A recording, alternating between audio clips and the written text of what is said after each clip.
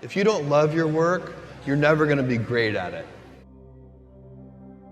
If you don't love your work, you're never going to be great at it. If you can get your work life to be where you enjoy half of it, that is amazing, because very few people ever achieve that. Because the truth is, everything comes with overhead. That's reality. Everything comes with pieces that you don't like. Every job comes with pieces you don't like. And we need to say, that's part of it. You have to figure out how to set up your life in such a way that you can minimize the things. And I find people don't dislike hard work.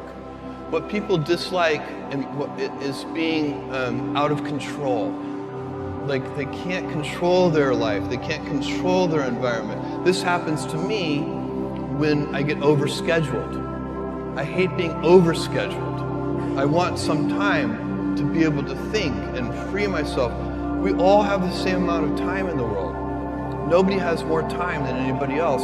And when you become a very successful person, one of the things, you start to get overscheduled. If you don't love your work, you're never going to be great at it. The other thing I would suggest to any young person, even before they start their career, is to really think about their choices.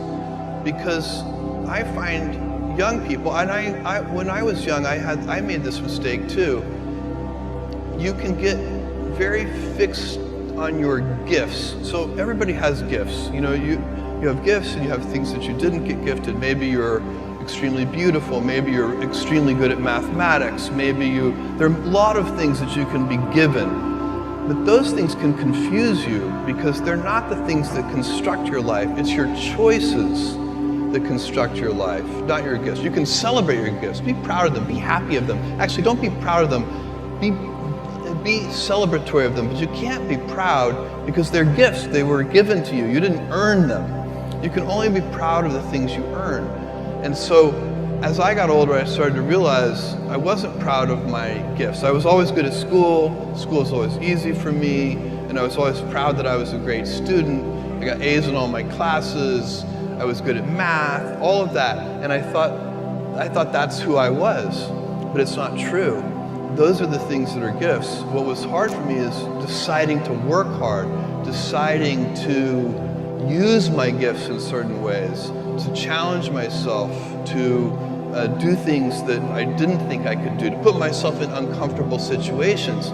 You can choose a life of ease and comfort, or you can choose a life of service and adventure. Which one of those, when you're 90 years old, are you going to be more proud of? Tomorrow, in a very real sense, your life, the life you author from scratch on your own, begins. How will you use your gifts? What choices will you make? Will inertia be your guide, or will you follow your passions? Will you follow dogma, or will you be original? Will you choose a life of ease, or a life of service and adventure? Will you wilt under criticism, or will you follow your convictions? Will you bluff it out when you're wrong, or will you apologize? Will you guard your heart against rejection, or will you act when you fall in love? Will you play it safe, or will you be a little bit swashbuckling? When it's tough, will you give up, or will you be relentless?